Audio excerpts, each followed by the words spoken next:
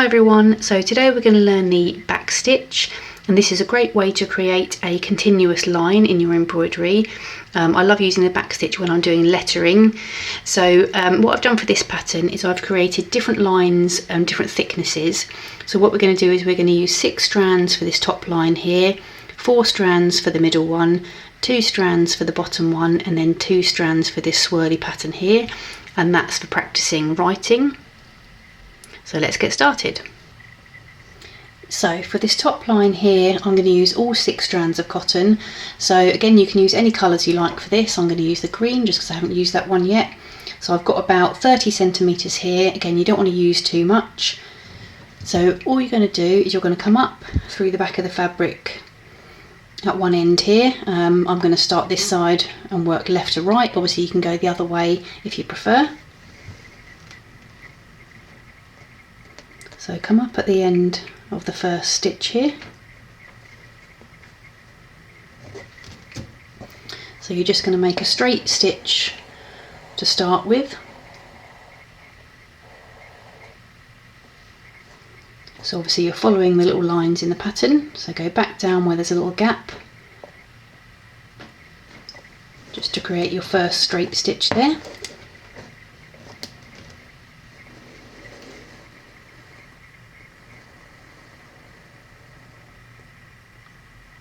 And then what you're going to do is you're going to come up at the end of the next stitch, so you're going to come up sort of one space length away. I've pulled my cotton through a bit too much.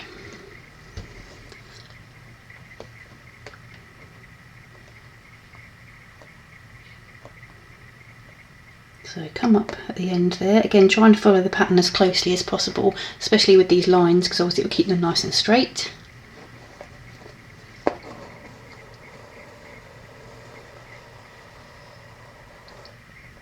And then you're going to go back down where this stitch finishes, and obviously that's why it's called the back stitch, because you're working backwards.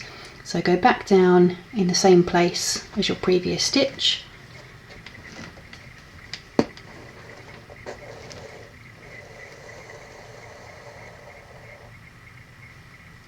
and that's how you do the back stitch. So you're just going to carry on until the end of this line here. So you're always going to come up one stitch length ahead and work your way backwards.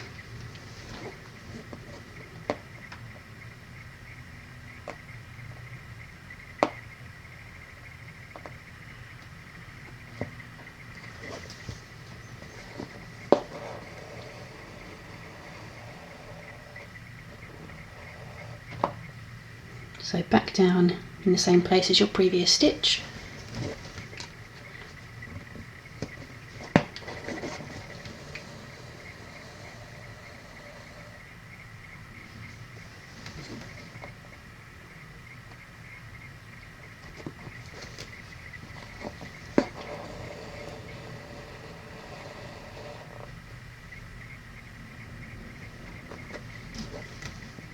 And just carry on to the end of the line. Obviously if you make a mistake or if you feel like your line has gone slightly wonky, you can just unstitch it and start again.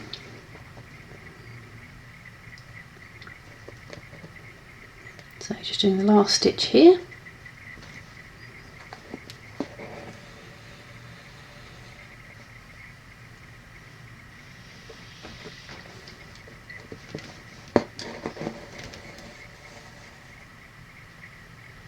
And there you go, that's the first line done. So you're going to tie off in the same way that I showed you in the previous videos, because then we're going to use a different amount of strands for the rest of these lines. So I'll show you how to do that.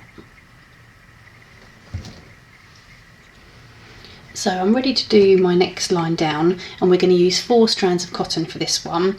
So I'm not sure how well this is going to pick up on camera, because obviously it's quite, you have to see quite close up, but when you get stranded cotton like this, you'll get 6 individual strands which you can split, and this obviously makes the line that you're stitching finer for more sort of detailed or delicate work. So it's something that you might want to do for different patterns. So you're just going to take your cotton, you're going to find 2 strands, see if I can get it to focus. So you're going to separate 2 strands, leaving the 4 strands. So So you've got 4 strands in one hand, 2 strands in the other hand, and then you're just going to pull them apart. Obviously sometimes this can get a little bit tangled, just take your time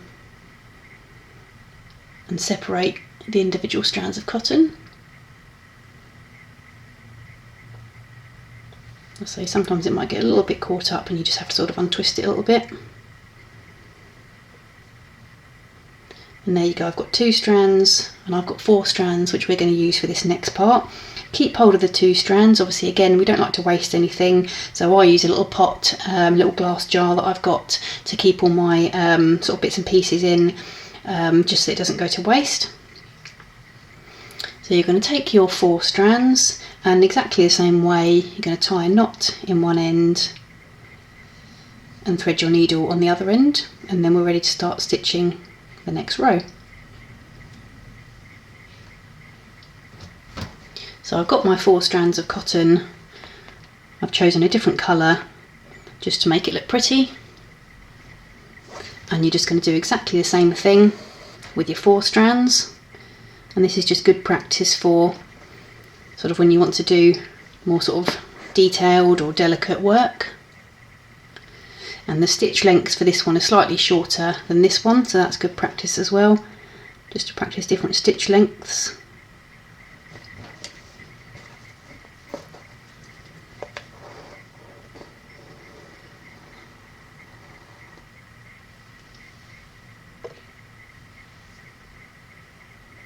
So again, back down where you came up.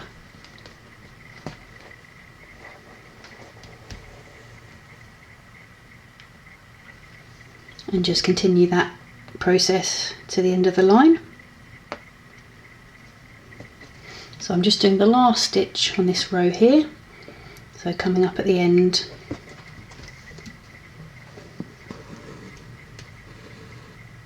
I'm doing exactly the same thing, working backwards. And that's your second row done. So again, just tie off in exactly the same way, and then you're going to split the cotton again and get 2 strands ready for this next row. You could use the 2 strands that you've just taken off the yellow. I'm just going to use a different colour just to make it look pretty. So any 2 strands you like, and then we'll do exactly the same thing with the next row. So I'm going to split my cotton again to get my 2 strands for this next row down. So again, just grab hold of 2 strands. Hopefully that's focusing, and just pull those apart from the other 4. Just do it quite gently and slowly, and hopefully it won't get too tangled. And then do exactly the same thing, tie a knot in one end and put your needle in the other end. If you're only using 2 strands, you may need to do 2 or 3 knots in the end, just so it doesn't pull through your fabric, and then we're ready to start stitching the bottom row. So we're going to do exactly the same for this next row, using our 2 strands. Again, the stitches have got slightly smaller, just to give you good practice.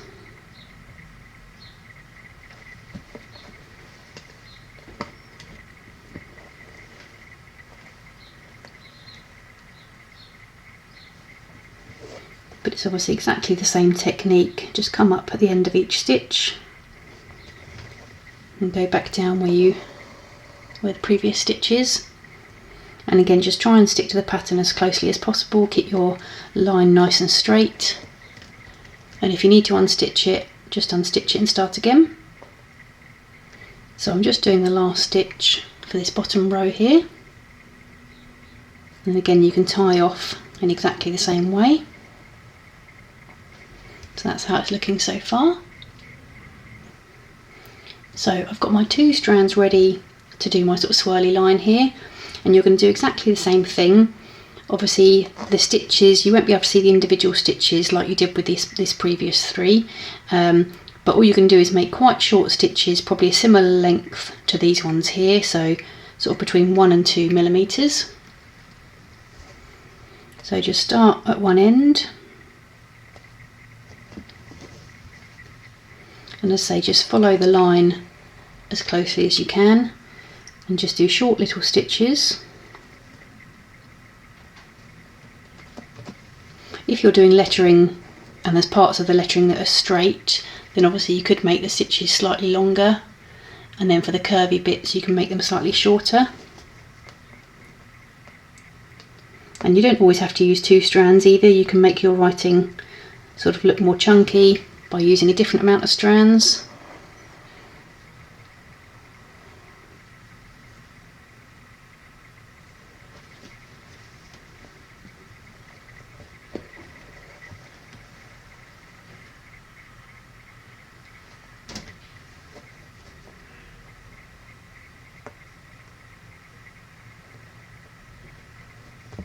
And just obviously take your time with this one.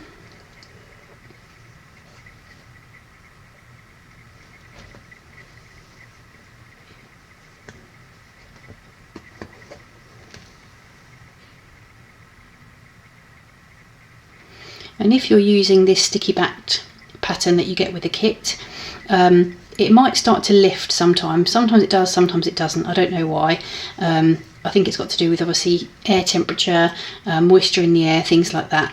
So what you can do is you can get a hairdryer and just sort of run over it with a hairdryer, and it just kind of heats the glue up, and you can stick it back down again. But generally I don't have too many problems, but if you need to do that you can. So I've carried on stitching. You might need to do slightly smaller stitches at the top of the loop here where it's quite small. You could do sort of smaller stitches. When you get to these parts that cross over, so this stitch that I'm about to do here, you can just go over the top. So I've gone this way, so there's a stitch going this way, hopefully you can see that. So I'm working my way around, so this back stitch is going to go over the top of these ones that are laying this direction, and that's fine. You can just go over the top like that.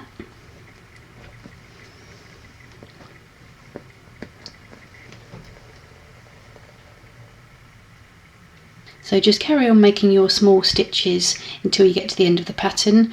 Obviously this can be a little bit fiddly because the stitches are so small, but just take your time, and if you need to unstitch, obviously just unstitch and start again, and just take your time until you've got to the end of this swirly line here. So there you go, I've come to the end of my sort of squiggly line there, and that's the back stitch.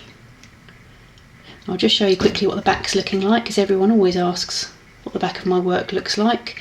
I wouldn't worry about it being too neat, but that's what mine's looking like at the moment.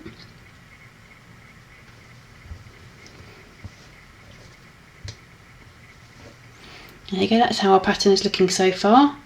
And then next up we will learn the leaf stitch.